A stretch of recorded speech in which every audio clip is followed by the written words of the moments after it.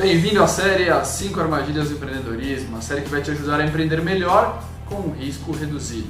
Eu sou o Gabriel Migliori, coach financeiro, coach de empreendedorismo e estou aqui para te ajudar nessa caminhada. Hoje o tópico do dia é como resistir ao Brasil, falando da parte jurídica, da parte trabalhista e da parte contábil. Nós vimos no nosso último vídeo que com muitas probabilidades o empreendedor ele vai passar por alguns insucessos, ele pode perder alguns negócios. Então, já sabendo disso, nós temos que nos proteger para que num eventual insucesso você não fique pelo meio do caminho, não morra na praia, não seja afogado e possa empreender novamente. Então, como resistir ao Brasil nesse sentido? Quais são as nossas peculiaridades que tornam mais difícil aqui dentro do país de que você resista aos fracassos, mais difícil do que em outros países onde as pessoas podem empreender. Então vamos começar falando da forma de você estruturar a sua empresa. Uma coisa muito importante a ser frisada com vocês é sobre esse formato. Existem vários formatos possíveis, você pode abrir uma empresa individual, você pode abrir uma empresa limitada, uma empresa SA e vários outros tipos de empresa. Então eu começo falando um pouco das empresas individuais, a famosa MEI, microempresa individual, ou a empresa EIRELI, que também é individual. Eu não recomendo esse tipo de configuração porque essas empresas não oferecem proteção jurídica nenhuma a você. A empresa individual é igual a você. Se você tiver algum passivo, algum processo, alguma coisa nessa empresa, ela reflete totalmente no seu patrimônio. Você responde com 100% do seu patrimônio. A única vantagem é que você consegue abri-las mais fácil e sem sócio. Mas eu não recomendo você fazer isso no Brasil. O outro tipo de empresa mais comumente usado é a empresa limitada, que em teoria, por que ela tem esse nome limitada? Porque ela limita a sua perda, ou limita a sua indenização, ou de terceiros, melhor dizendo, no capital social da empresa. Então, se você monta uma empresa limitada com a capital social de R$50 mil, você vai responder até R$50 mil. Em teoria, você não poderia responder com mais do que isso, mas no Brasil a teoria não funciona exatamente como a gente imagina. Então, o que pode acontecer? Frequentemente há casos jurídicos, há casos onde juízes desconsideram a pessoa jurídica, eles descaracterizam a pessoa jurídica e você mesmo como empresa limitada, você passa a responder pessoalmente. Essa é uma diferença muito importante em relação a outros países, por exemplo, nos Estados Unidos, onde as empresas limitadas morrem limitadas, os sócios não são afetados. Então, o que é da empresa, a dívida da empresa, passivos da empresa morrem com a empresa e o sócio pode ter outras iniciativas empreendedoras sem se prejudicar por um caso de insucesso.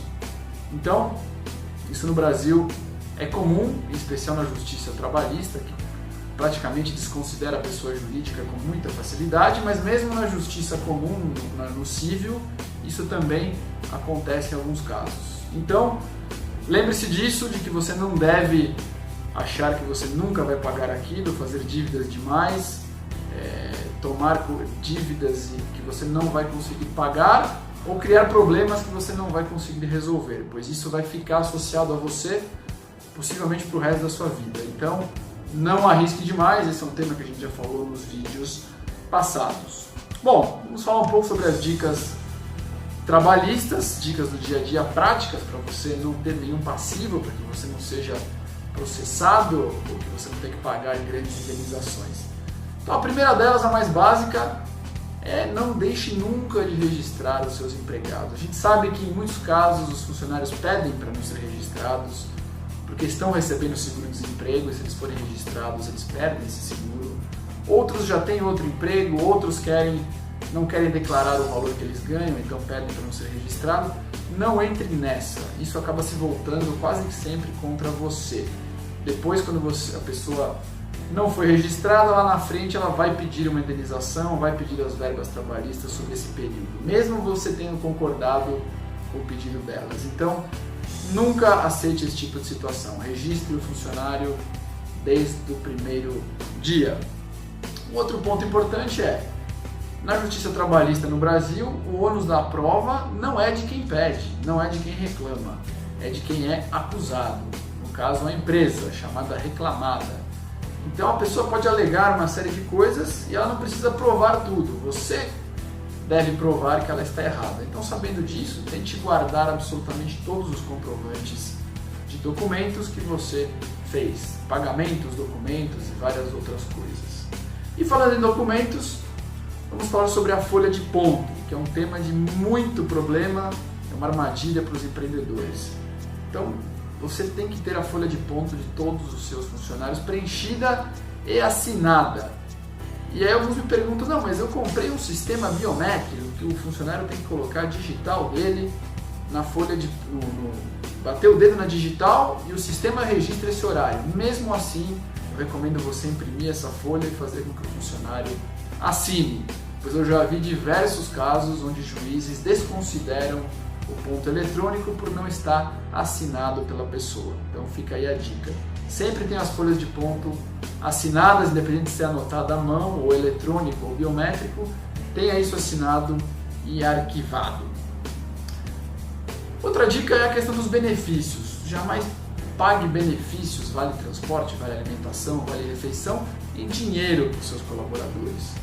Eu sei que pode parecer mais fácil e mais rápido, mas isso também pode se voltar contra você em alguns casos. Então, use os cartões, vale refeição, vale alimentação, existem várias empresas que prestam esse tipo de serviço, é um pouquinho chato no começo, mas isso te poupa de várias dores de cabeça lá na frente.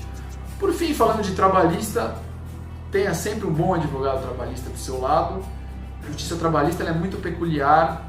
No começo da audiência trabalhista existe uma margem muito grande de negociação, de pressão para fazer acordo, de vai para cá, vai para lá, coisas que normalmente na justiça civil isso pouco acontece. Então é muito bom você ter uma pessoa competente que possa te ajudar nesses começos de audiência, nesses processos mais complexos. Então saiba quem é o seu advogado.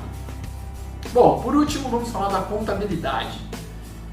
Geralmente as empresas sempre possuem um escritório de contabilidade, alguém que presta serviços contábeis para que você tenha o seu dia a dia ajustado.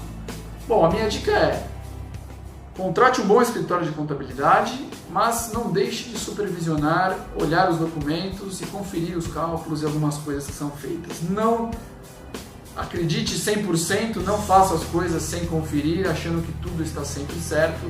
Conheço vários casos em que houve muitos problemas por causa disso e acabou sendo gerado passivos para a empresa por conta de erros contábeis. Então não deixe de conferir, de supervisionar aquilo que vem sendo feito e ter uma relação frequente com a sua contabilidade, ok? Se você gostou desse vídeo, clique em curtir, vou continuar a gravar vários outros vídeos para te ajudar nessa caminhada empreendedora. Veja também o meu canal no Instagram, Gabriel_Migliori_Coaching, lá há vários outros temas interessantes para te ajudar no empreendedorismo. Um grande abraço a todos, tchau!